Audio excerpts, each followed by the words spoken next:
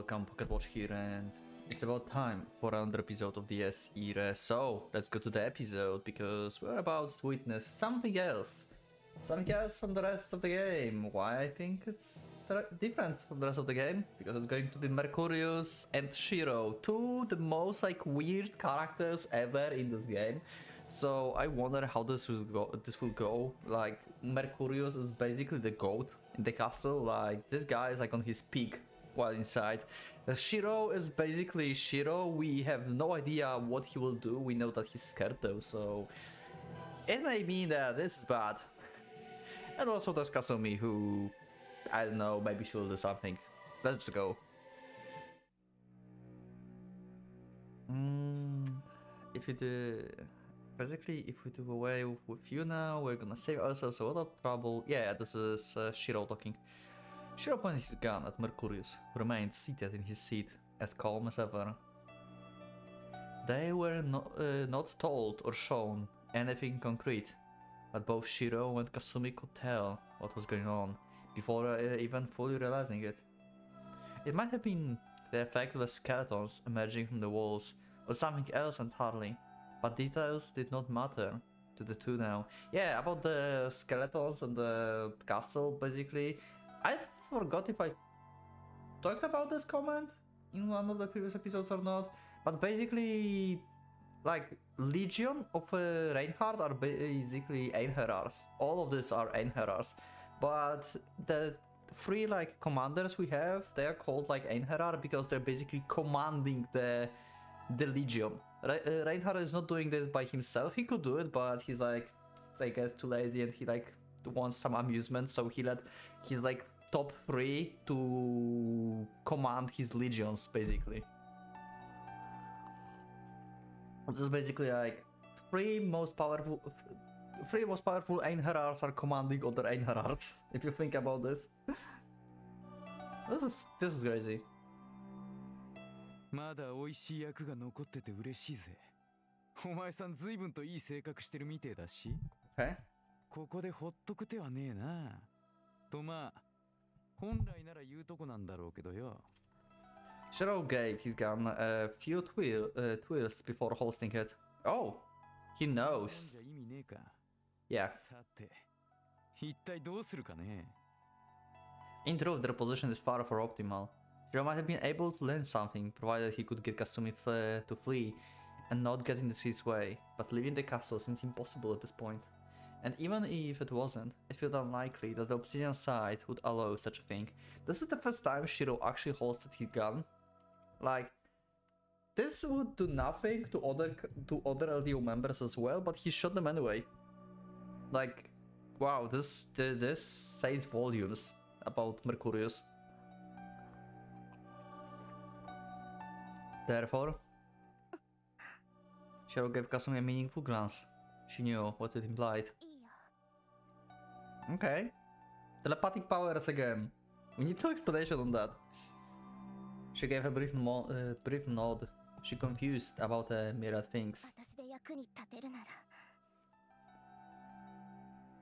She hated being treated as an outsider and did not want to remain a burden.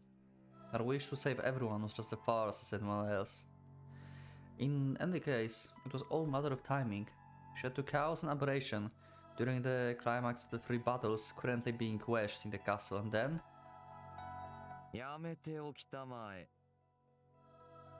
Okay.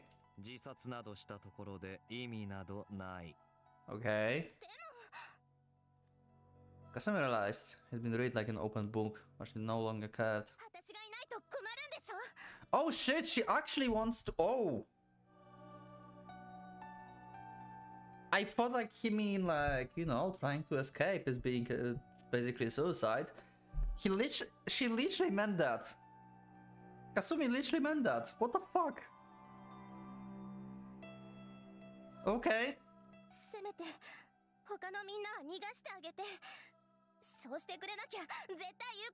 Oh, right. Yeah, I was like... I mean, yeah, it is shocking that she wants to do that, but... I just thought about this. Mercurius can literally, like, fix her instantly, because they're in castle. Yeah, that's meaningless. That's true. That's true.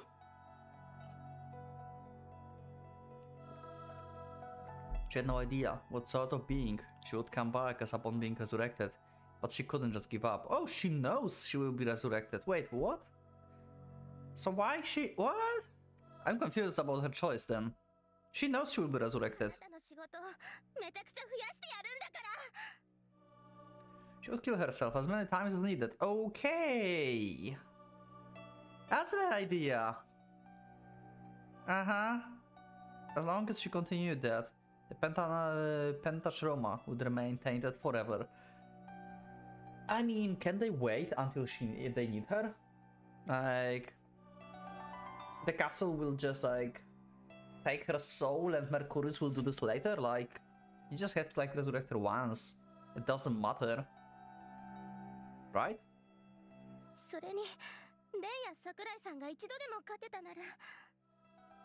As long as she continued to die, there was still hope.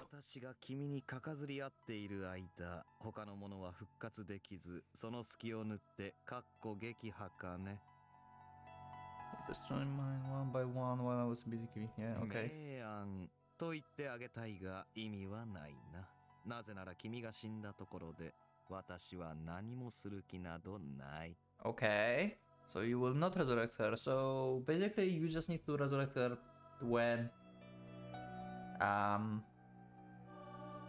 she will be needed, just like I said, or they don't need her at all. I think like it was like said before, right? That they don't really need Kasumi too? Maybe? I'm not sure. Kasumi was rendered speechless. What was that supposed to mean? クリストフという男の本質を考えてみたまえ。君らは何か誤解をしている。Yeah, okay, so she's not needed. Actually. He did not wish to for the resurrection of Reinhard Heydrich. In other words, he's incapable of transferring the core to a different cradle. Oh, wait. You mean Rea and Kasumi? Like his core is in Rea? Is that what he means? Like... Trifa was mistaken? The spot of Viridatis never belonged to Kasumi. It had only ever been one Sonnenkind. The role was still Rea's Himuros, the girl who was absent from this place. Okay, so Trifa just fucked up everything. Like, his plan would not work anyway. They need actually Rea. Okay. 城につながる参道を塞ぎ、スアスチカが選ぶ増年金との優先順位を狂わせる。彼がやったのはそういうことだ。演出は派手なほどいい。獣殿を盲信しているザミエルに彼の玉体を有する己ならば移植も可能であると見せかける。なるほど、なかなかに悪くはないが、しかし甘いな。彼女はそこまでめでたい頭の持ち主ではない。What's the Viriditas, by the way? Guess someone let me know. I'm confused about this word. What is practical, the better. Okay, yeah, that's what he... There is some over faith in her master that convinces that his vessel alone is capable of the grand task. Right idea.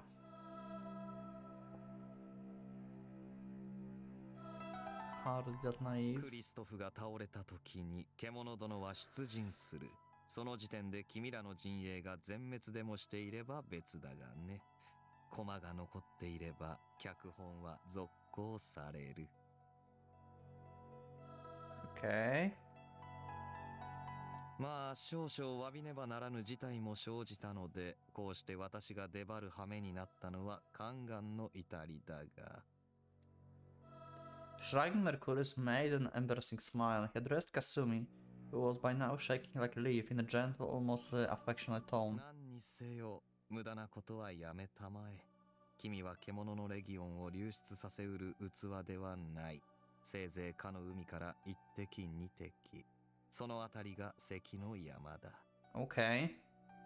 まあもっともそれをもって蘇生はなったと納得するならクリストフにとっては御の字だったのだろうがな。Okay.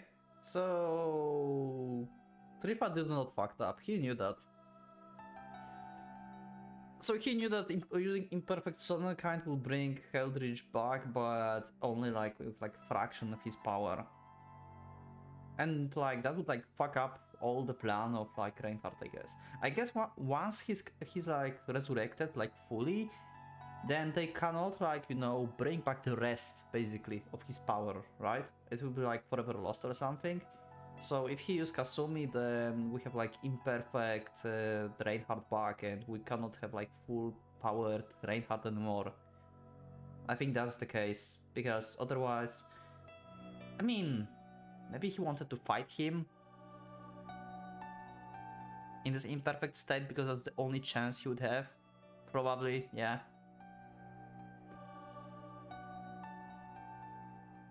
Maybe they can still like bring back the rest of him.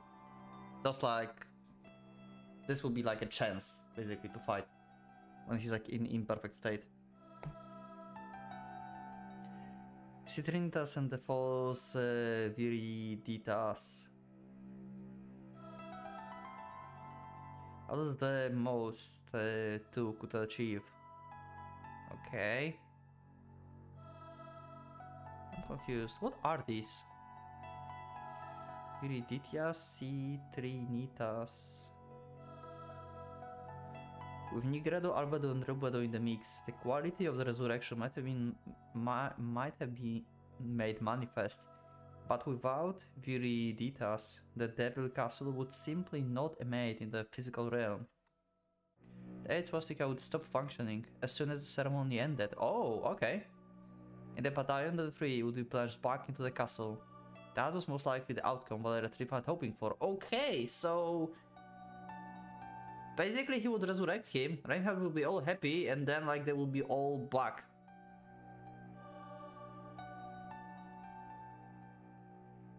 So Reinhardt will be like still in the physical realm, but with like fraction of his power, without castle and without his Reinharars, I guess. よって今君にできることがあるとすれば発想の転換を伴うが、さてそもそもそういう局面までいけるかどうか。何にせよ蘇生の妨害など考えているようでは正当に遠い。ここは死にたがりに優しくない世界なのだよ。考えたまえ。なぜなら君が死ねば本来のスイカに賛同が復活する。それは君らにとって真実のチェックメイト。Okay. 絶望というやつではないかな。So you basically saying that, Shiro, you know what? You better protect her because if she dies, you're all fucked.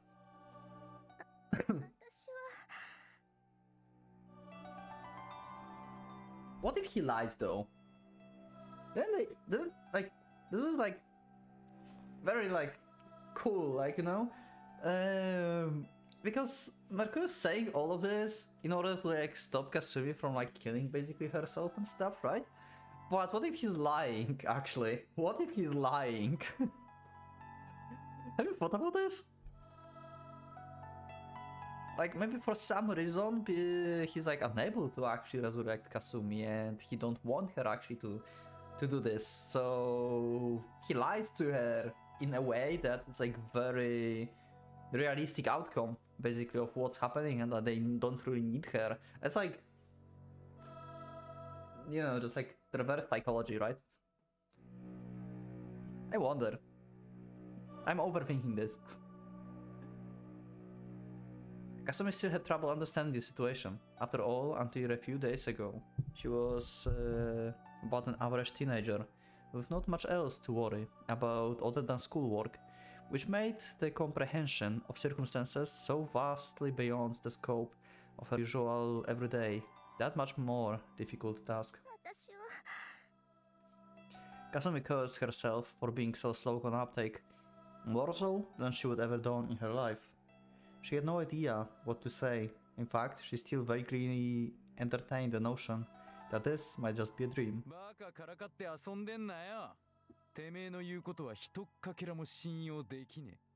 Okay, so Shiro actually said what I said. Like, how do you know if he's not lying?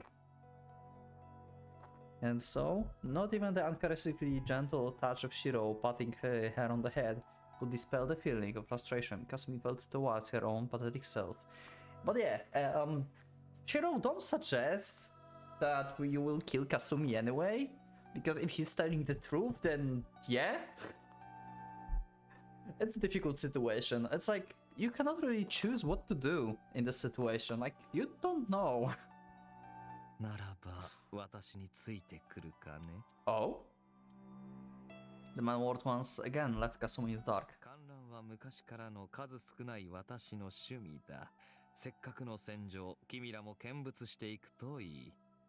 Should we eat popcorn with Mercurius? I think we should, right? This is the only option we have. This is too powerful. We should eat popcorn with him and get him on our side.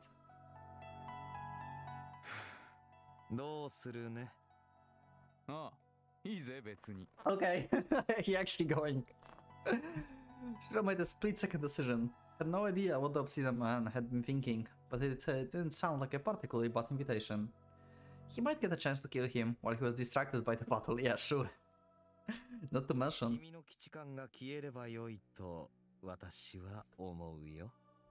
Oh, he actually knows. Okay. Mercurius stood up, motioning for the two to follow. Shiro had no idea how the man could have known about his condition, or what he had planning to do, but he figured following him might hold the key to breaking through the standstill, or better yet, lead to the complete turnabout. I have a question about Shiro for knowledge right now, because it seems like it's not working as it's supposed to work. For knowledge, basically make you like thinking that you already saw this, you know the outcome, like everything is boring because, well, you kinda expected what happened. And he definitely didn't expect it to see Mercurius. Like, he got scared of Mercurius. If he like had a feeling like, I saw this before, I know what will happen, kinda, like, yeah, oh, Mercurius. Yeah, some, like, guy from the obsidian table. Okay, I would expect him to be like that. But he actually got scared, he didn't knew about the invitation and stuff, like... I mean, okay, it's not like foreknowledge is like reading the future, but basically what I wanted to say is that Shiro doesn't feel that not surprised. He feels like he's been actually surprised by that. And foreknowledge should make it that he's like not surprised by anything, pretty much, and bored about things. Maybe it's not working on Mercurius? Maybe Mercurius is outside of the foreknowledge? It's unpredictable? I mean, actually Reinhardt and Mercurius played chess. So maybe if you have foreknowledge you cannot predict each other's moves? Maybe that's how it works?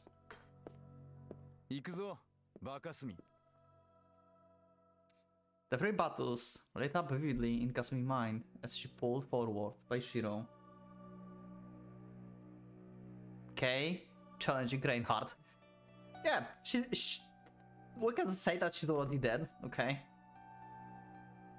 Eleanor facing Beatrice, that might be a close one. That might be a close one. It depends. And then, crashing against Machina. Ren is protagonist, so yeah. Was she truly the only useless one here? No? She couldn't stand the idea. She too could. Could what? And we're back to... actually Samuel. You know what? I think like I want to do this as the extra episode. I want like to... I know I'm doing like very short episode right now, but I want to do this like extra episode. Maybe like next episode will be like the same day, or maybe next day. It's just going to be 20 minutes of like of focusing on Mercurius.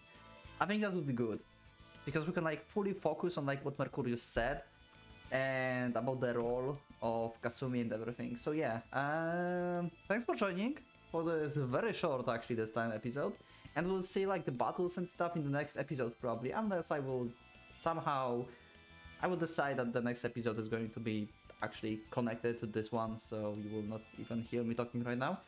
So yeah, anyway, thanks for joining, and I will see you in the next episode. So leave a like if you like the episode, subscribe if you not subscribe, become a member if you would like to support me and see the episodes earlier, and I will see you all in the next episode of this era. So for now, Pocket Watch is going out.